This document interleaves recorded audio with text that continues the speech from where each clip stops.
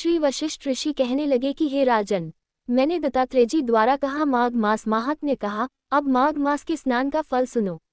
हे परंतप, माघ स्नान सब यज्ञों, व्रतों का और तपों का फल देने वाला है। माघ मास में स्नान करने वाले स्वयं तो स्वर्ग में जाते ही हैं, उनके माता और पिता दोनों के कुलों को भी स्वर्ग प्राप्त होता है। जो माघ मास में सूर्योदय के समय नदी आदि में स्नान करता है, उसके माता पिता के 7 कुलों की पीढ़ी स्वर्ग को प्राप्त होती है। माघ मास में स्नान करने वाले दुराचारी और कुकर्मी मनुष्य भी पापों से मुक्त हो जाते हैं और इस मास में हरि का पूजन करने वाले पाप समुदाय से छूटकर भगवान के सदृश शरीर वाले हो जाते हैं। यदि कोई आलस से भी माघ में स्नान करता है, उसके भी सब पाप नष्ट हो जाते हैं। जैसे गंधर्व कन्याएं राजा के श्राप से भयंकर कल को भोगती हुई लोमश ऋषि के वचन से माघ में स्नान करने से पापों से छूट गईं। ये वार्ता सुनकर राजा दिलीप विनय से पूछने लगा कि गुरुदेव, ये कन्याएं किसकी थीं? उनको कब और कैसे श्राप मिला? उनके नाम क्या थे? ऋषि के वाक्य से कैसे श्राप मुक्त हुई और उन्होंने कहाँ पर स्नान किया? आप विस्तारपूर्वक सब कथा कहिए। वशिष्ठ जी कहने लगे, हे राजा, जैसे अग्नि से स्वयं अग्नि उत्पन्न होती है, वैसे ही यह कथा धर्म और संतान उत्पन्न करती है। हे राजन, सुख संगीत नामक गंधर्व की कन्या का नाम विमोहिनी था। सुशीला तथा स्वरवेदी की सुम्ब्रा, चंद्रकांत की सुतारा तथा सुप्रभा की कन्या चंद्रिका, ये 5 सब समान आयु वाली तथा चंद्रमा के समान कांति वाली और सुंदर थी।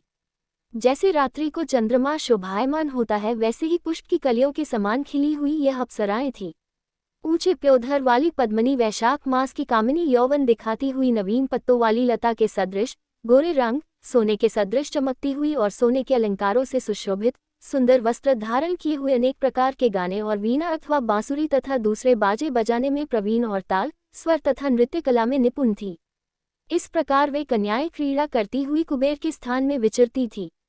एक समय कौतुकवश माघ मास में एक वन से दूसरे वन में विचरती हुई मंदिर के पुष्प तोड़कर सरोवर पर गौरी पूजा के लिए गईं। स्वच्छ जल के सरोवर में स्नान करके वस्त्र धारण कर, मौन हो, बालू मिट्टी की गौरी बनाकर चंदन, कपूर, कुमकुम और सुंदर कमलों से उपचार सहित पूजन करके ये 5 कन्याएं ताल नृत्य करने लगी। फिर ऊंचे गांधार स्वर में सुंदर गीत गाने लगी। जब ये कन्याएं नाचने और गाने में लीन थी, तो उस समय अच्छो नामक उत्तम तीर्थ में वेदनिधि नाम के मुनि के पुत्र अग्निप ऋषि स्नान को गए। वह युवा ऋषि सुंदर मुख, कमल सदृश नयन, विशाल छाती, सुंदर भुजाओं वाला, दूसरे कामदेव के समान था। शिखा सहित दंड लिए, मृगचर मोरे, यज्ञोपवीत धारण किए हुए था। उसको देखकर 5 कन्याएं मुग्ध हो गई और उसका रूप व यौवन देखकर कामदेव से पीड़ित हो देखो देखो ऐसा कहती हुई उस ब्राह्मण के चित्त में कामदेव का डर उत्पन्न करने लगी और आपस में विचार करने लगी कि यह कौन है। रति रहित होने से कामदेव नहीं और एक होने से अश्विनी कुमार नहीं। यह कोई गंधर्व या किन्नर या कामरूप धारण कर कोई सिद्ध या किसी ऋषि का श्रेष्ठ पुत्र या मनुष्य है। कोई भी हो, ब्रह्मा जी ने इसको हमारे लिए बनाया है। जैसे पूर्व कर्म के प्रभाव से संपत्ति प्राप्त होती है, वैसे ही गौरी जी ने हम कुमारियों के लिए श्रेष्ठ वर दिया है और आपस में ये तुम्हारा वर है या मेरा अथवा सबका, ऐसा कहने लगी।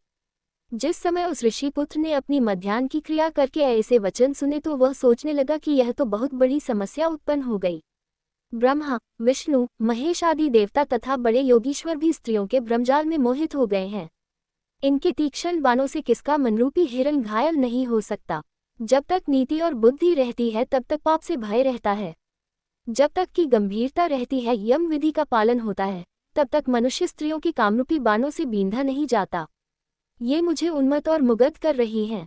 किन गुणों से धर्म की रक्षा हो सकती है? स्त्रियों के मांस, रक्त, मल, मूत्र से बने घृणित और अशुद्ध शरीर में कामी लोग ही सुंदरता की कल्पना करके रमन कर सकते हैं।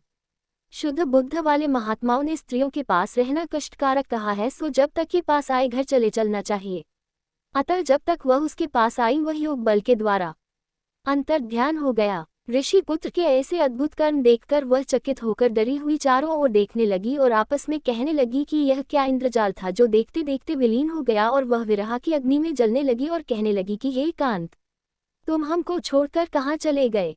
क्या तुमको ब्रह्मा ने हमको विरह रूपी अग्नि में जलाने के लिए बनाया था? क्या तुम्हारा चित्त दया रहित है जो हमारा चित्त दुखाकर चले गए? क्या तुमको हमारा विश्वास नहीं? क्या तुम कोई मायावी हो? बिना किसी अपराध के हम लोगों पर क्यों क्रोध करते हो? तुम्हारे बिना हम नहीं जिएंगी। जहाँ पर आप गए हो हमें शीघ्र ले चलो, हमारा संताप हरो और हमें दर्शन दो। सज्जन लोग किसी का नाश नहीं देखते।